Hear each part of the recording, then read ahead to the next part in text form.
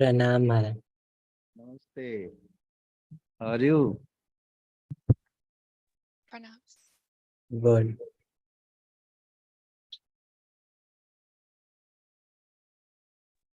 Pranam Maharaj. Namaste, namaste. Welcome. Thank you.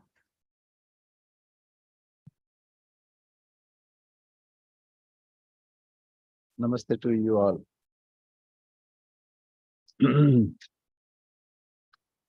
So we'll start.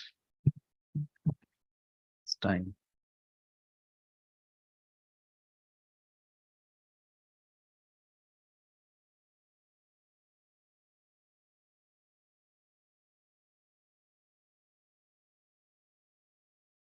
Shri Guru Bhyo Namaha Hari Om. Sahana Vavatu Sahano Bhunaktu Sahaviryam Karvavahai Tejasvinavadhitamastu ma vidvishavahai. Om Shanti Shanti Shanti Harihi Om. Asato ma Sadgamaya Tamaso ma Jyotirgamaya Mrityurma Amritam Gamaya Aviravirmayedhi.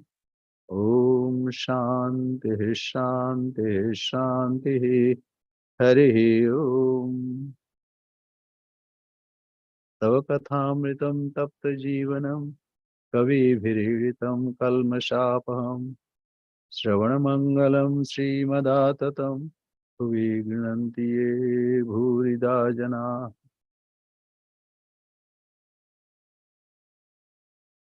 Let we be protected, let we be nourished, let we strive with energy and vigor. Let our study be enlightening and not give rise to hostility. Om peace, peace, peace. Lead us to truth and not to untruth. Lead us to enlightenment and not ignorance. Lead us to immortality and not death. Let the self-manifest Atman grow in me, and peace, peace. Your nectar-like words and warm and inspiring life stories, eulogized by learned sages, are indeed eradicator of shoots of ignorance. These are auspicious to hear and propitious to inculcate in one's own life. Those who take these words are indeed great benefactor of the world. We are studying Sri Ramakrishna and his divine play. And as we know, in this divine play, there was a very significant incident that happened on Palaharini Kali Puja. Kali, Dasha Mahavidya, 10 Mahavidya, supremely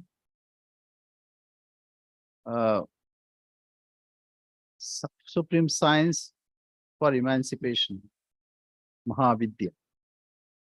So Kali, Tara, Mahavidya, Shorashi, Bhuvaneshwari, Bhairavi, Chinnamastha, Bagala, Siddha Vidya, Kamalatmika. So Kali, Tara, Mahavidya, Shorashi, Bhuvaneshwari, Bhairavi, Chinnamastha, Chavidya. Dhumavati Tatha, Bagala, Siddha Vidya, Cha Kamalatmika. So 10 Mahavidyas are enumerated. The foremost is Kali. And who is Kali? Who is the embodiment of Kala? Or who is the companion of Kala? It's a time. So this is a great topic, but we are not going on that topic. As Sri Ramakrishna said, Kali je Kaler sange raman koreche, সেই Kali. Kala. Kala means Shiva and Shakti. Kali represents Shakti. And Kali is worshipped in various ways. Ratanti Kali Puja, Kojagari, and that Kojagari is Lakshmi Puja. So Shama Puja. And one is Palaharini Kali Puja. Phala, that means whatever fruits that is accrued on someone, so she takes away. That means she takes the whole responsibility. So Palaharini Kali Puja is very special day on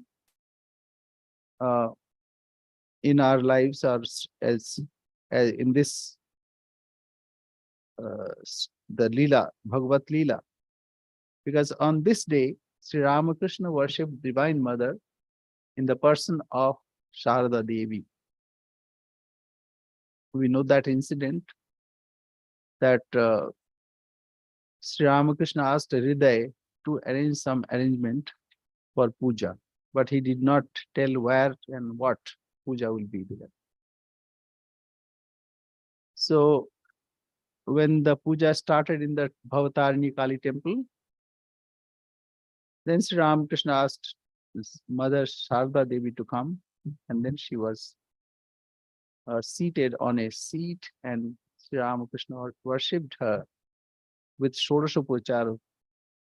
And then after the puja, he offered his Japamala and all the fruits of his sadhana, spiritual pursuit, to Mother Sri Sharda Devi. So on this day, I mean, this happened day before yesterday, or yesterday, not day before yesterday. Yesterday it was there, Palaharini Kali Puja. In India, it was day before. So this very auspicious day.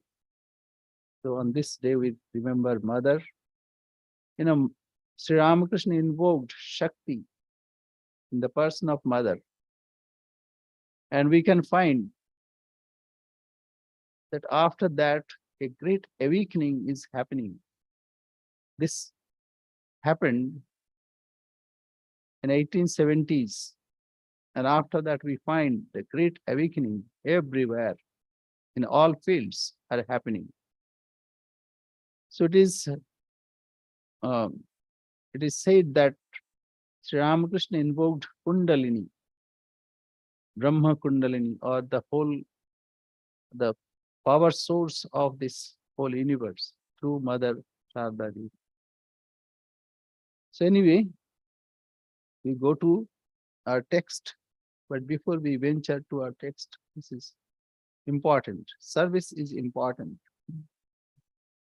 Through service of God, we are united in Him. The service is very important. And we find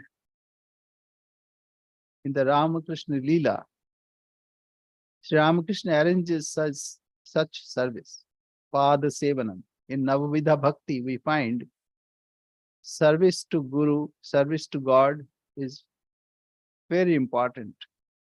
One of the 9 kinds of devotion, Pada Sevanam. So here, not only Pada Sevanam means all kind of service. So we'll read today, and we find that the incidents that happened in Kashipur garden house, how Sri Ramakrishna arranged his service, and all his devotees dedicated themselves through service of Sri Ramakrishna, and gradually Ramakrishna Math and Ramakrishna Mission took shape. And after that, he also ordained them with offering some Gerua clothes. So anyway, we'll go forward. Is there? Yep. Okay, so go ahead. So this is number 3. The Yeah. master spends his last 8 months at Kasipur training his young disciples. Correct. The master moved into the Kasipur garden house on 11 December 1885 and spent the winter, spring, summer, and rainy seasons there. His disease grew steadily worse during those 8 months. Although his tall and robust body broke down and became as emaciated as a skeleton, his self-controlled mind completely disregarded his pain and the severity of the disease. He engaged himself in completing the mission he had undertaken among his devotees, both individually and collectively, by teaching them what they needed to know. In addition, we regularly witnessed the fulfillment of the prophecies about himself that he had made to the devotees at Dakshineshwar. On various occasions, he had said, "Before I leave the world, I'll cast my whole secret to the winds." In other words, he would reveal himself publicly as a God-man. When many people know my divine glory and whisper about it, this case, my body, will cease to exist. It will fall to pieces according to the mother's will. At that time, during my illness, it will be determined who among the devotees belong to the inner circle and who to the outer circle. Yeah. So Sri Ramakrishna would say, Hate Hari Bhenge Jabo. Hate Hari, heart means like a great gathering of people. And Hari Bhanga means like open secret. He will reveal his secrets, what he said. Even Ram Prasad also said, Chatore ki bhangbo hari, like this. So expression is that in Bengali. So it is revealing the secret of his divinity. And that we find that happened later on January 1st, when he blessed all. What else can I tell you? Let all be illumined. Tomader Chaitanya hope. So that happened. So this the time is coming, and he predicted when many people will know about my divinity, know for certain that my days are coming to close. I mean, worldly Leela. Okay, yeah, go ahead. Here at Kasipur, we came to understand the truth of the master's predictions about Narendra and other devotees. He said to Narendra, "The Divine Mother has brought you into the world by force to do her work. You must follow me. Where else would you go? These young boys are like the fledglings of the Homa bird mentioned in the Vedas. It lives high up in the sky, and there it lays its eggs. As soon as the eggs are laid, they begin to fall speedily toward the earth, and it appears as though they will be dashed to pieces. But this doesn't happen. Before hitting the ground, the fledglings break through their shells and emerge, spreading their wings and shooting up towards the mother bird high in the sky. Similarly, these boys will renounce the world before they are caught up in it and will move towards God." The master molded Narendra's life at Kasipur and assigned him responsibility for his devotees, particularly the young ones, and trained him in how to guide them. The activities performed by the master at the Kasipur garden house were extremely significant indeed. So as we know, Sri Ramakrishna had a vision that one day his mind soared first from the plane of duality, then gradually it is like a brick dust, and that means a very shining, and all the gods and goddesses, forms of all the gods and goddesses were visible, and he crossed that also. He crossed the point of duality. And as he was in the sphere of Akhanda, undivisible truth, there he found 7 rishis were meditating.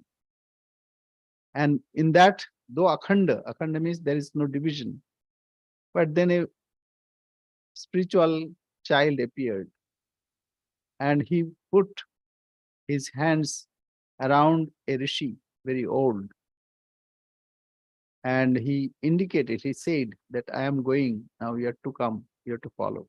So he is indicating that. So this by the will of Divine Mother that Narendra had to come for the welfare of the world. He had to incarnate himself. So,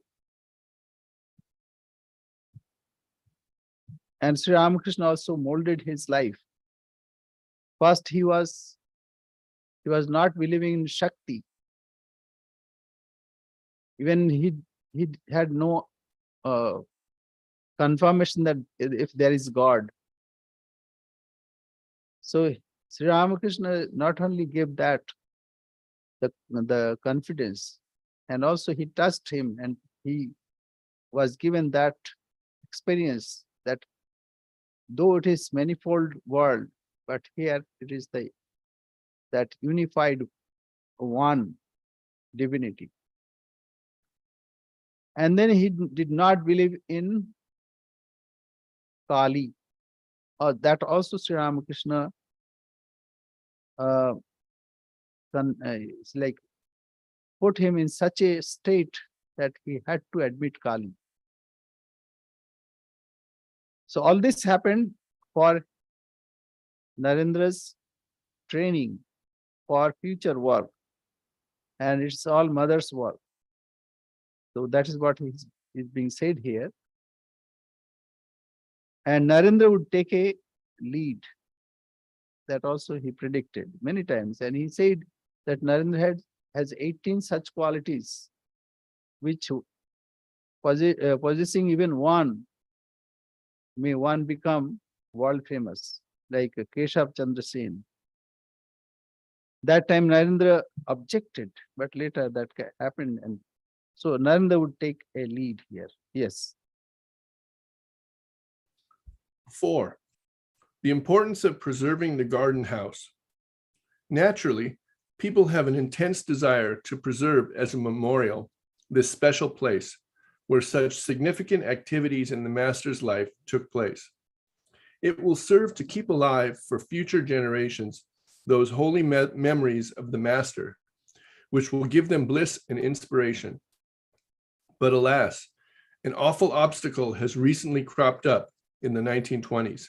We have heard that the railway company is trying to acquire the garden house. So this wonderful playground of the Master will very soon be transformed into jute warehouses or some other ugly structures. But if it is the will of Providence, what can we helpless human beings do? Let us conclude this subject by saying, what exists in the mind of Providence will come to pass. Yeah, so that when he wrote this magna opus, so that was the situation. But what happened later? Fortunately, the author's sincere desire was fulfilled, and the railway company's plan failed. In 1946, the Kashipur Garden House came into the possession of the Ramakrishna order, and the old buildings were restored without changing their original appearance. Thus, the order preserved the holy spot where Sri Ramakrishna enacted the last part of his divine play and became the Kalpataru, wish-fulfilling tree, on 1st of January 1886. So this happened later, and today it is a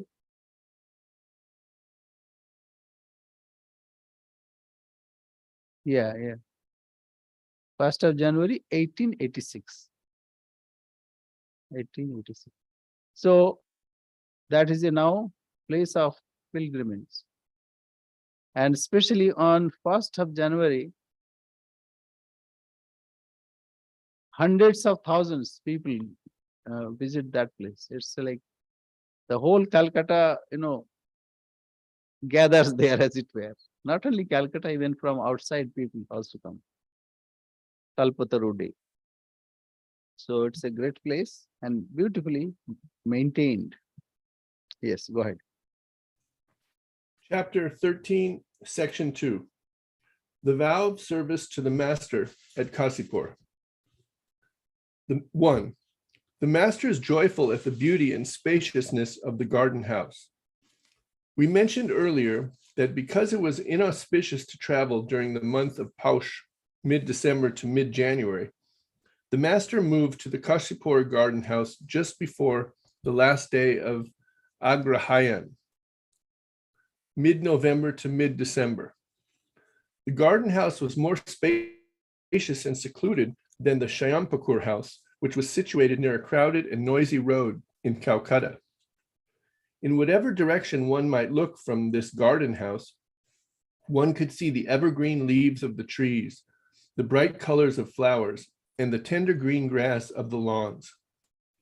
The beauty of the Kasipur garden might be insignificant compared to the wonderful natural and panoramic beauty of the Dakshineshwar Garden Temple, but the master found the place pleasant after spending a stretch of 4 months in Calcutta. He was delighted when he entered the garden and breathed its fresh air. He took in the view as he walked slowly towards the house. When he went upstairs to his spacious room, he immediately walked to the southern terrace connected to his room and enjoyed the garden's beauty for a while. The Holy Mother was also happy when she saw that she would not have to live here in confinement and suffer the inconveniences that she had in the Shayampakur house. And at the same time, she would be able to continue to serve the master. Naturally, with both of them happy, the hearts of their attendants were filled with joy. 2. Yeah, so this, yeah, like first, there's a beautiful place and it's beautifully maintained now. And there is a pond in front of it. And sometimes the lotuses bloom there. And it's a beautiful. And that tree, mango tree under which Sri Ramakrishna, or near which Sri Ramakrishna became Kalpataru, that's also, new plant was planted. So one can have the glimpse of that time, how it looked like. So naturally, everybody was happy to have such a nice place after a congestion, after experiencing the congestion of Calcutta, or that narrow lanes, etc. It was very wide, spacious. Yes. 2. Narendra supervises the master's service and the lay devotees supply the money. It took a few days for the master's attendants to overcome the preliminary difficulties of settling into the Kasipur garden house. While thinking over their problems, Narendra quickly concluded that the attendants who volunteered to serve the master must stay there, as the place was far away from the doctors who were treating the master. This required more men and more money than before. If these two problems were not tackled in the beginning, the master's service would suffer. As Balaram, Surendra, Ram, Girish, Mahendra, and others had been dealing with the financial matters so far, so they would find a solution for this aspect of the situation. Narendra knew that he would have to continue being responsible for gathering attendants. He decided to spend most of his time at the Kasipur garden, because if he did not set an example, the other young devotees would not be able to carry on the work when faced by opposition from their guardians or by the neglect of their studies or office duties. When the master was in Shayampakur, his young attendants went home for their meals and then came back to serve him. But that kind of arrangement was not possible in Kasipur because of the distance. Yeah, so Narendranath knew another thing, that Sri Ramakrishna is closing his last chapter of his life. Though other disciples thought that Sri Ramakrishna was feigning illness so that people can come closer or gather together, and he will be okay. But Narendra knew that he is going to uh, close his last chapter. So that is why he took lead, and also to inspire others, he started living there. Why it is so? In Mundaka Upanishad it is said, Sa Vedaitat Paramam Brahmadham Yatra Vishwam Nihitam Bhati Shubhram Upasate Purusham Ye Hya Kama Te Shukrametat Pativartanti Dhira. So those who are desirous to have this realization, what they do? They take shelter of such a realized person who has already done it. Because by the blessings of such a guru, such a person, one attains that highest position. So this is very important, and gradually this happened as Guru Shishya Parampara. So from Vedic time, we have that Guru teaches the disciple, and in turn he becomes a Guru. So this way, the highest knowledge is transferred from one generation to another. And that time one totally dedicates. In Guru, in India we have Gurukul Pratha, Gurukul system. That means a disciple should stay with Guru. And the disciple looks at Guru and serves him, and so that he imbibes those qualities which Guru has perfected. So this is very important. That's why Narendra thought that it's better to stay and do tapasya, whatever is possible to do at that time. So to inspire others and also to fulfill his own spiritual life. So he started living there, and he left all other mundane things for the householder devotees, like money, rent, and food items, etc. Yes. 3. Narendra decides to stay in Kasipur to serve the master and to prepare for his law examination. Narendra was preparing for his law exam BL that year, although it was absolutely necessary that he stay in Calcutta because of his studies and the High Court legal battle against his deceitful relatives who were attempting to partition his ancestral property. He completely banished those concerns from his mind to serve his guru. Narendra decided to bring his law books with him to the Kasipur garden house and to read them whenever he found time. Thus, Narendra resolved to serve his guru first and then appear for the law examination if possible. Having no alternative but to support his family, he planned to pass the law examination, work for a few years to provide necessities for his mother and brothers, and then renounce the world and devote himself entirely to spiritual practices. Alas, many of us make such good resolutions, but how many succeed? We plan to go only so far in pursuit of worldly achievement and then exert our strength to turn ourselves to the path of God. We start work according to our plan, but how many of us eventually succeed and escape the whirlpool of the world? Although Narendra was foremost among the spiritual aspirants and had received the master's boundless grace, when his good intentions eventually collided with the world, would they be destroyed as a result and take a different form? O reader, have patience. Eventually we shall see how and in what way the master's infallible will helped Narendra to reach his goal. Yeah, so we also plan that way. So we know it is not new. And BL means Bachelor of Law. and he wanted to appear for that.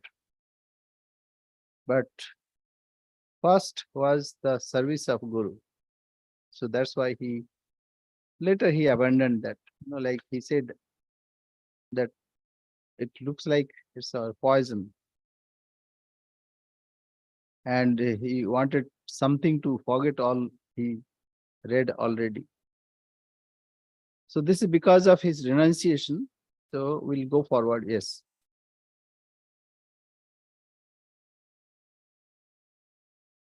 Yes, go ahead. Whoop. All.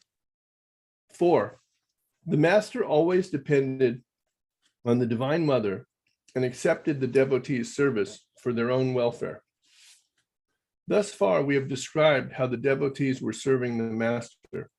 The following question now arises. While at Dakshineshwar, we saw that even while the master was experiencing truths beyond the Vedas and Vedanta, he was still keeping his keen sight on trivial everyday affairs, as well as the material and spiritual condition of his devotees. How is it possible that the master could now become completely dependent on his devotees, giving no thought to himself?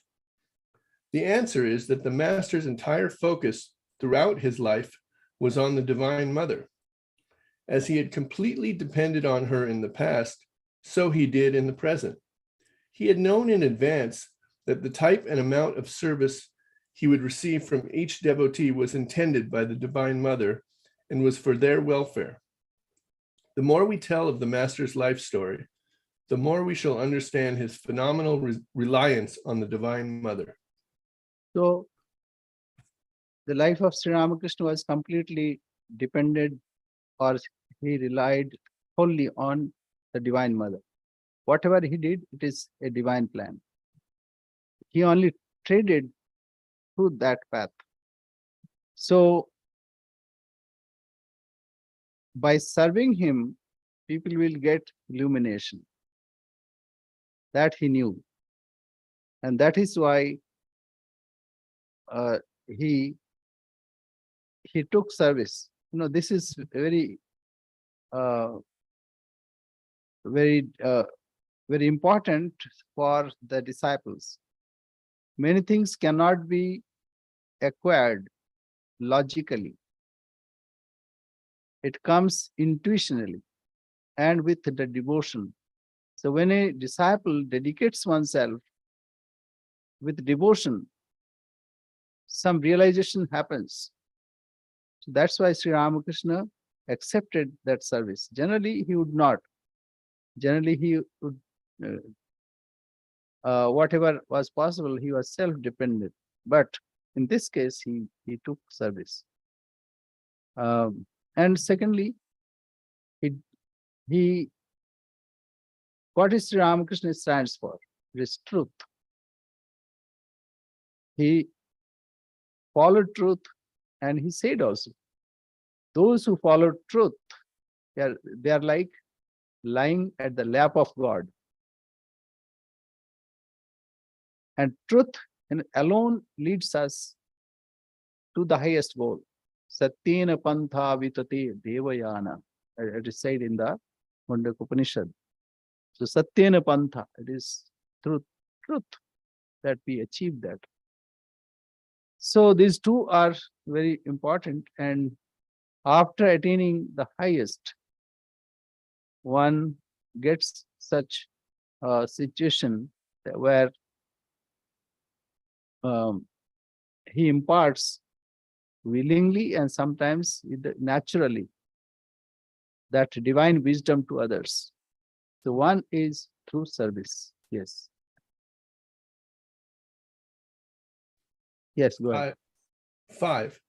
The master himself discreetly manages his service with the devotees. Whenever the master did not like arrangements that the devotees had made, he would make adjustments either with their knowledge or without it if he felt their feelings would be hurt. Just before going to Calcutta for treatment, he told Balaram, "Look, people collect money for my daily food, but this isn't to my liking. I'm not used to it. If you ask how I'm living in the Kali temple of Dakshineshwar at present, when many owners of the temple jointly conduct the worship service, I would respond that I don't receive my food from the money that they pledged. When Rani Rasmani was alive, it was arranged that I would permanently continue to draw my salary as a priest, which was 7 rupees per month, and that I would receive prasad from the temple as long as I lived here. So in a sense, I live here on a pension. I therefore ask that you carry my expenses for food as long as I live away from Dakshineshwar for my treatment. So there is a note here. The master pronounced the English word pension as pencil. Pencil. So I live on pencil. Said that some words gets deteriorated. Even you try any Indian words, you will mispronounce or you will tell in a difficult way. So that way, say like cleaner becomes calendar. So anyway, it is because of foreign language, so he used to do like that. Yes. So when the Kasipur garden house was rented for him, he learned that it would cost 80 rupees per month to rent, and he was concerned about his devotees who had to maintain large families could bear this expense. Finally, he called his great devotee Surendra, an agent of the Dost company, and said, "Look, Surendra, these devotees are mostly poor clerks and have large families to maintain. How can they raise so much money to rent this garden house? Please bear the whole of it yourself." yeah, so like this, let us see here. So Sri Ramakrishna also was considerate of others, that he did not want to put burden on someone who cannot carry. Rather, he would say that Balaram's anna was very pure because it is offered to Jagannath. Jagannath deity, God himself. So that's why Jagannath's food is very pure, he would say. So for one thing, he said to Balaram that you please take care of that portion. And to another, Surendra, because Sri Ramakrishna saw Surendra is one of the suppliers. Sri Ramakrishna saw in a vision. Therefore, he wanted to give that burden to Surendra as ordained by mother. So that's why he deputes that work to Surendra. Yes. Look, Surendra. With folded hands, Surendra gladly assented, saying, "As you command." One day, the master told us that very soon his physical weakness would make it difficult for him to go outside to answer the call of nature. The young devotee Latu was pained when he heard the master say this. He forthwith responded humbly with folded hands, "Sir, whatever you order me to do, I will do. I am your sweeper and always ready." Latu uttered those words in his own form of Bengali, which made the master and us laugh even in that dismal situation. Thus did the master make his own arrangements as appropriate, making it easier for the devotees to carry out their respective duties. Yeah, Latu Maharaj's words were like very sweet, but it is distorted from Bengali. So there's another note here. Latu, he is now well known among the devotees of the master as Swami Adbhutanand. He came from the Chhapra district of Bihar. He could understand Bengali, but when he tried to speak that language, he had a strong accent that sounded as sweet as the lip-sync of a child. Like see Narendranath, he would say Loren Bhai, like that. So he always would like speak like that. Yeah. 6. The vow of service brings the young devotees together. Gradually, everything fell into a routine, and the young devotees came to Kasipur one after another. When they were not busy caring for the master, Narendra engaged them in meditation, devotional singing, study, discussion of the scriptures, and spiritual conversation. They were carried away in such a blissful current that they did not notice how the days slipped away.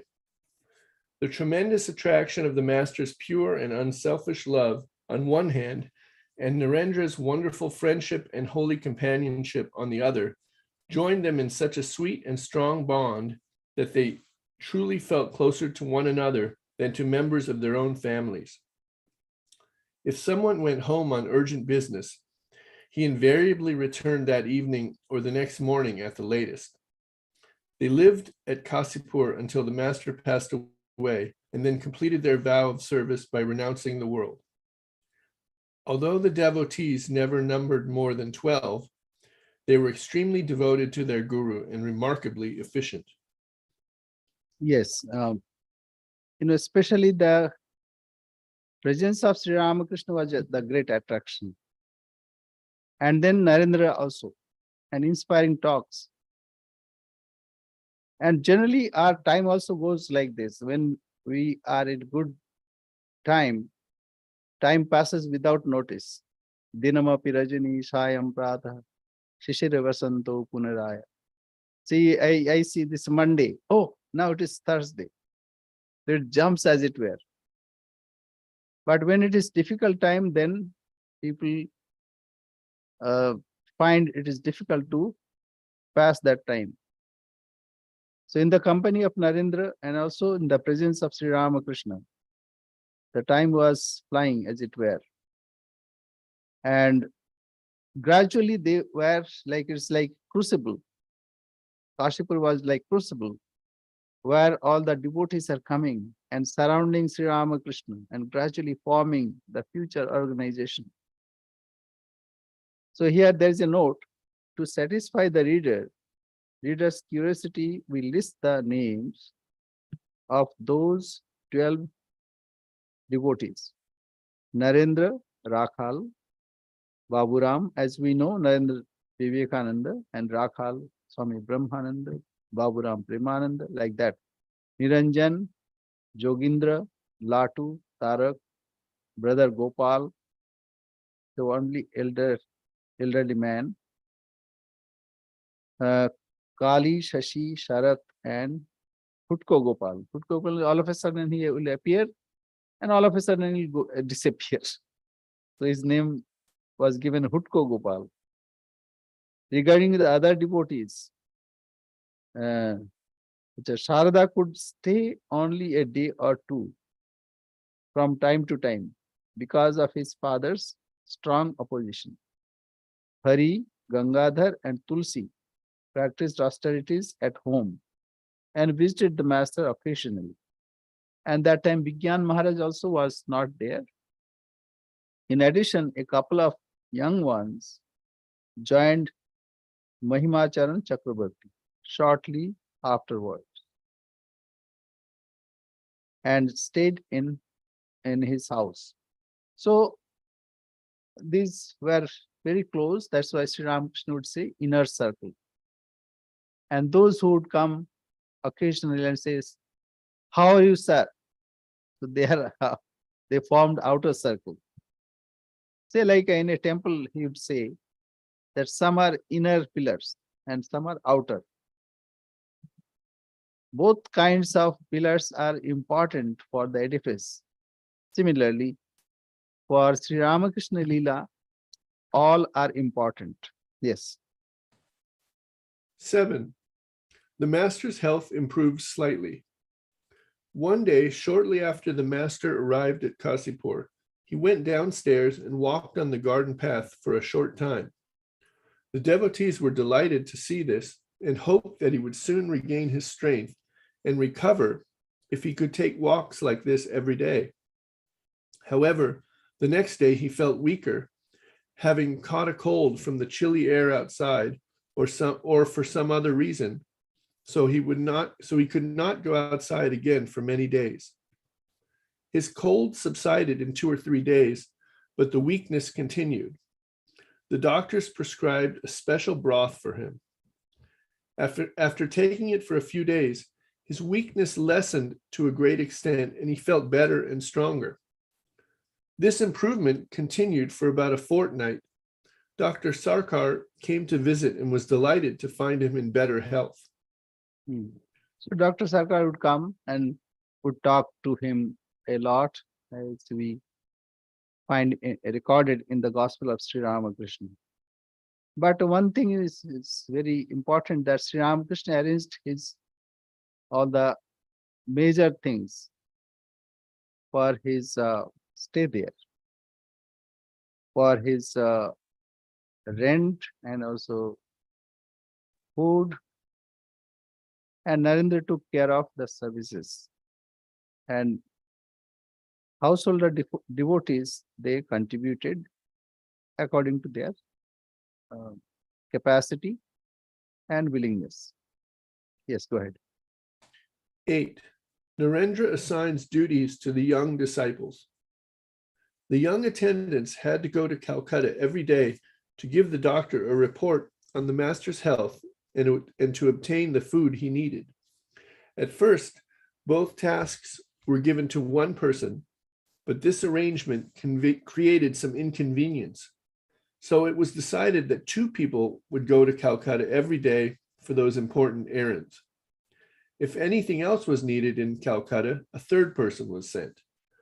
In addition, the young devotees began to take turns performing all other duties, such as cleaning the house, shopping for groceries at the Baranagore Bazaar every day, and caring for the master day and night.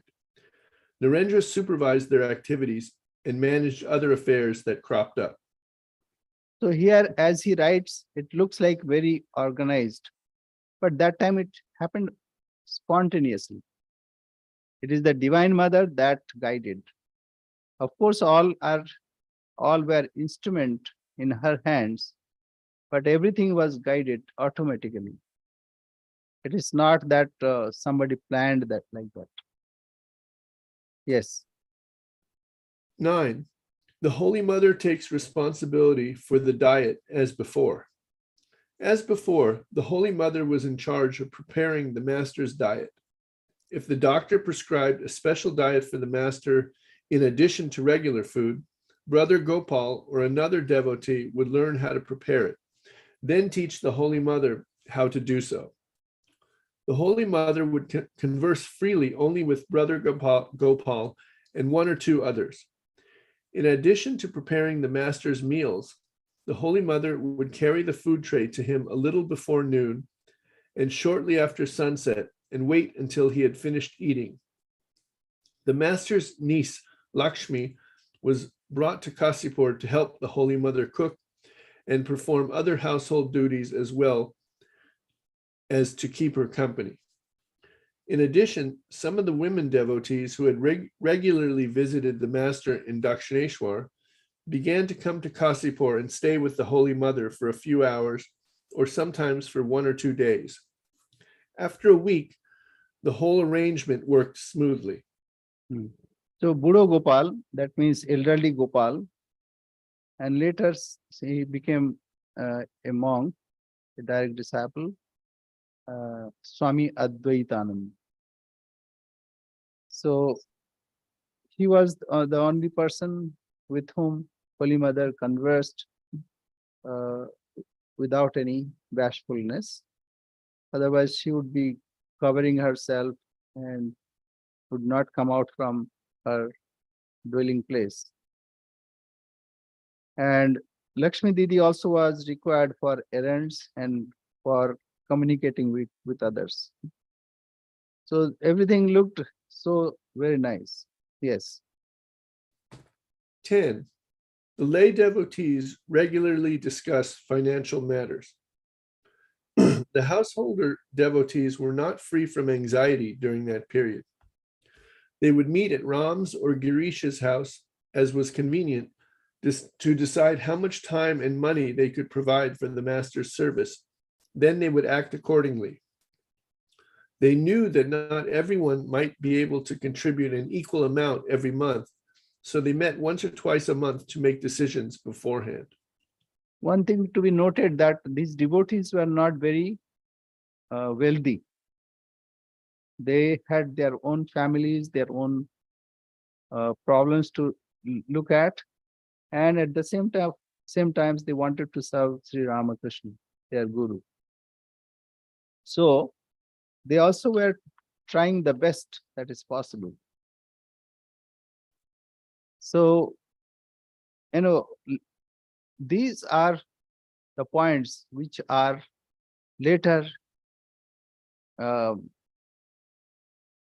provides one's strength that I did something for my guru, for my mentor.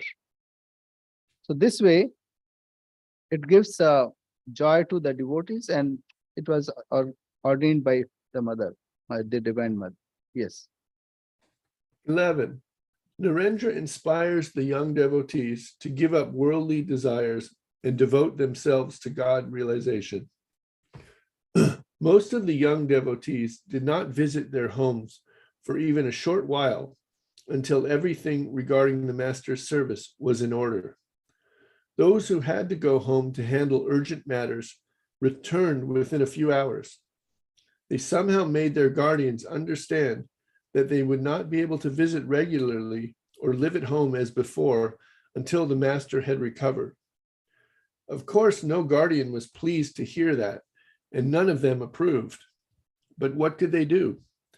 They thought the boys had been brainwashed, and that if they were not handled carefully, more harm than good would result.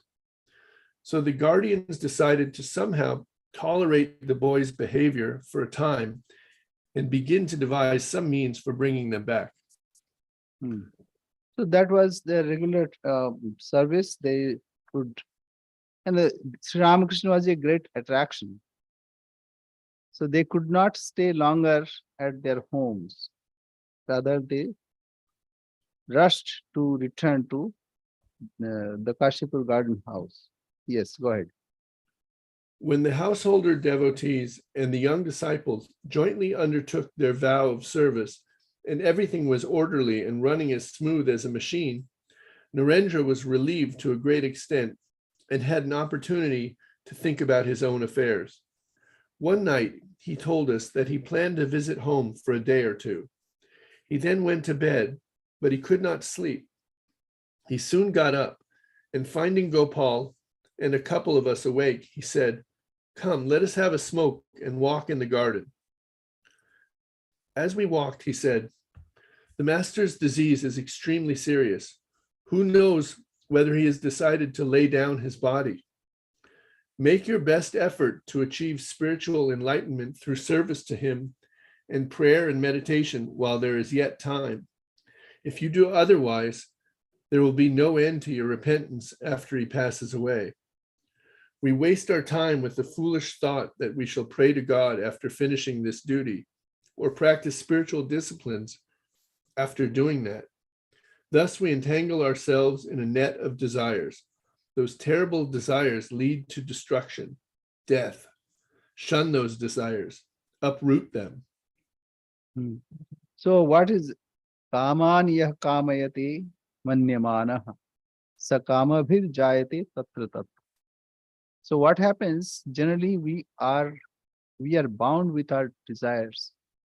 We want to do so many things.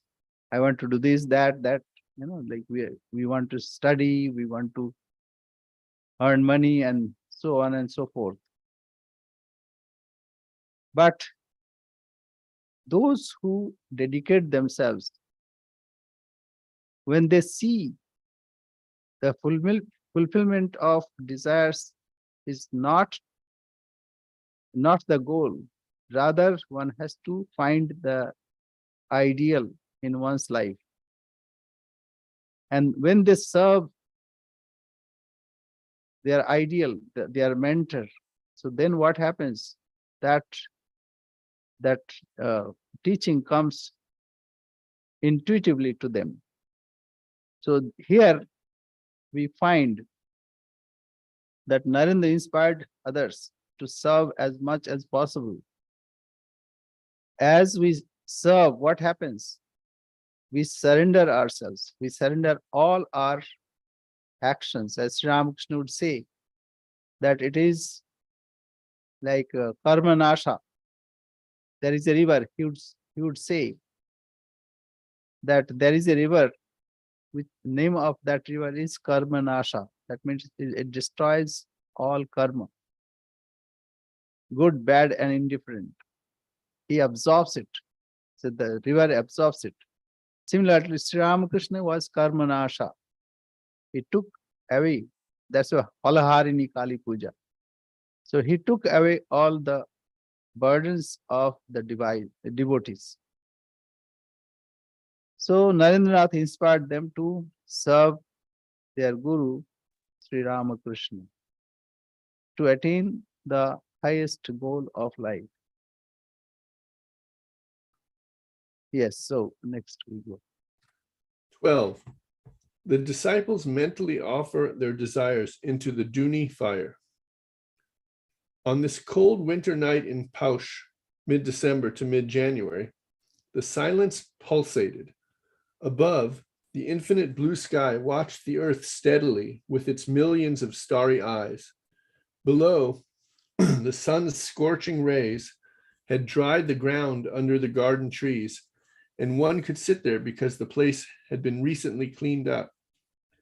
Narendra's detached and meditative mind felt that external silence and began to absorb it within. He stopped walking and sat down under a tree. After a while, he saw a heap of dry straw, leaves, and broken tree branches nearby and told us, "Set fire to it. This is the hour when monks light their Duni fires under the trees. Let us also light a Duni fire and burn up our desires." The fire was lighted, and we collected more twigs and piled them around us. As we placed bits of wood on that fire, we pictured ourselves as offering our desires as oblations. We experienced a wonderful bliss and truly felt that our worldly desires were utterly destroyed. Our minds were pure and serene, and we were becoming close to God. We thought, why didn't we do this before? It has given us so much joy.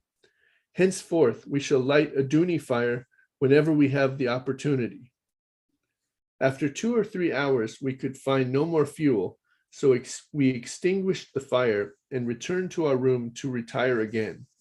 It was then 4 a.m.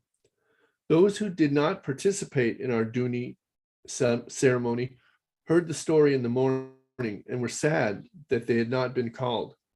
Narendra consoled them by saying, "We didn't plan to do it, and we didn't know that we would experience such bliss. Don't worry. From now on, we shall light the Duni fire together whenever we find time." Yeah, so Narendra this left. is, yes, go ahead, go ahead.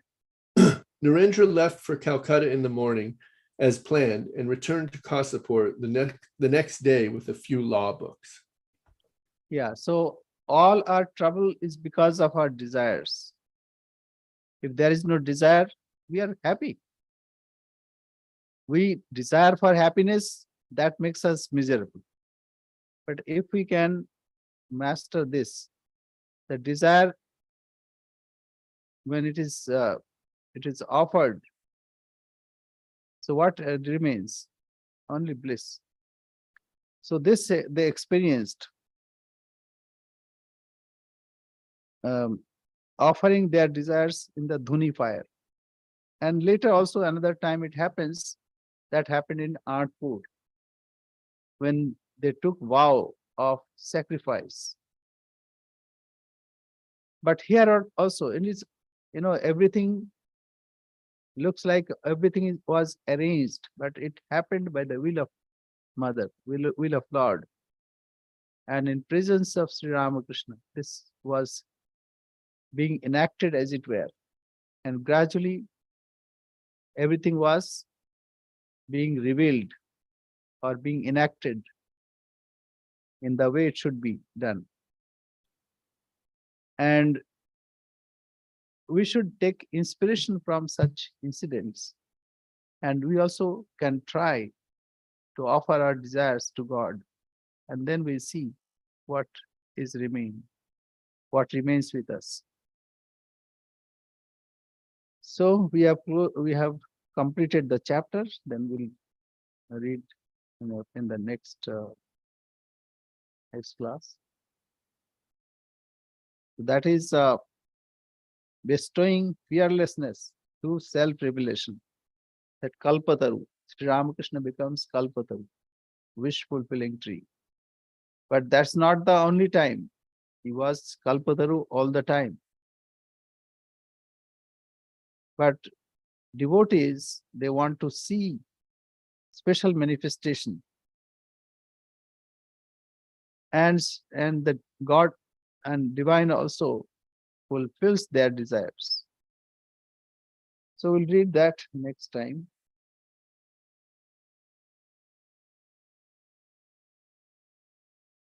Okay. Akshay, anything to ask? Or anyone? Yes. Okay, go ahead. Like some people criticize our spiritual practice and they decrease the faith. So what should we do about them? Okay. People will criticize even if you don't do anything. Say people will say, we are not doing anything. You cannot satisfy all. Once it happened, a father and son were going somewhere with their donkey. So as they were passing through, few people gathered there and said, you see, these people are also donkey. They have donkeys and they're not riding it. And they're walking it, as it were. So father thought, okay. So he put his son on the donkey.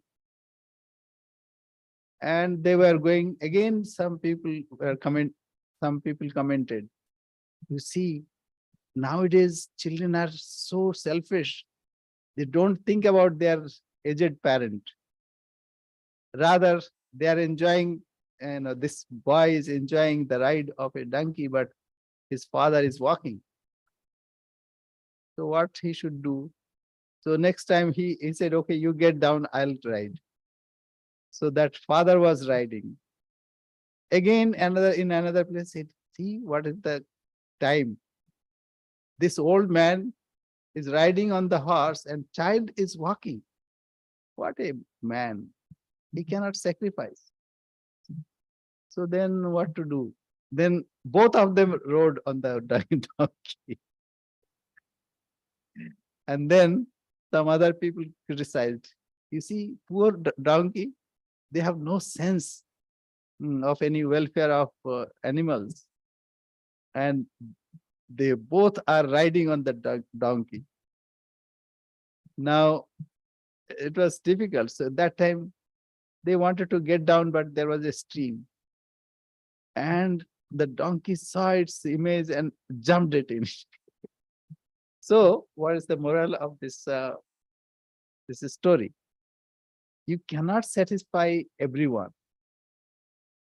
First, you have to satisfy yourself. You must be convinced that what I am following is the right path. For that, you can ask questions. If you have any doubt, that's why there is a question answer hour or time. So when your doubt is gone, whether people doubts or whatever they say, it is up to them. That should not affect you, right? So this is a story. You can find it this is explained in a comical way also. So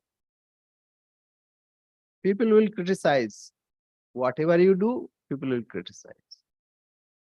And criticism is not bad at all. What Tulsidas says, Ninduk niyare rakhiye, angan puthi chawai. Ninduk, you have to keep a fault finders. Ninduk means that person who criticizes. You have to keep someone like that. Why? Because they are like soaps.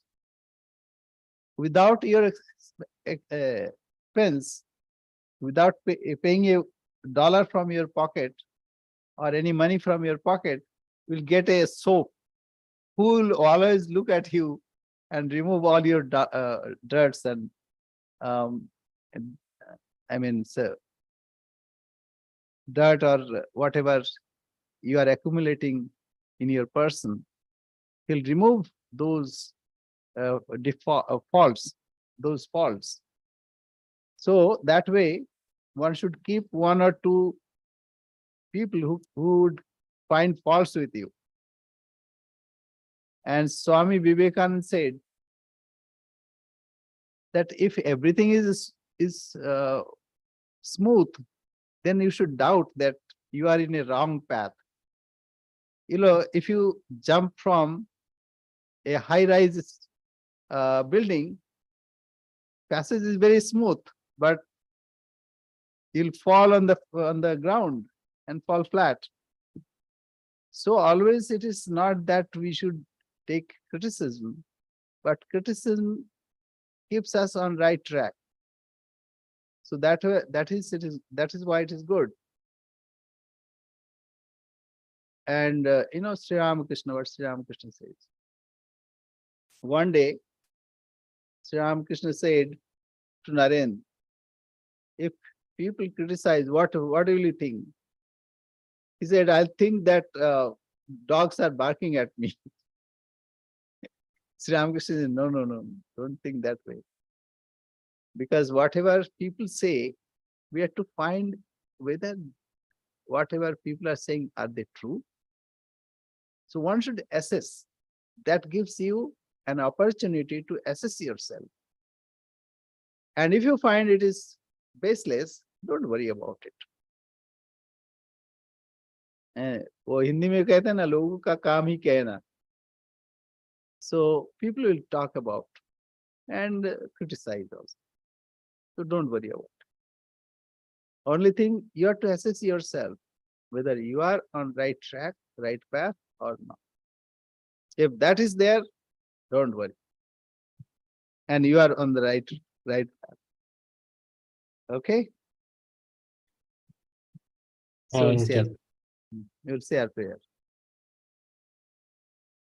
Om Niranjanam Nityam Anantarupam Bhaktanukampa Dhrita Vigraham Vai Ishavataram Parameshamidyam Tam Ramakrishnam Shirasa Namama Jananim Sharadam Devim Ramakrishnam Jagadgurum Pada Padme Tayoh Svitva Pranamami Muhurmuhu. Thank you very much. Pranam Maharaj. Namaste. Namaste. Pranam Swamiji. Namaste. Namaste. Namaste, Hari Om. Swamiji. Namaste. Namaste, Swami. Namaste. Namaste to you all. Pranam. Namaste. Namaste, Swami. Namaste.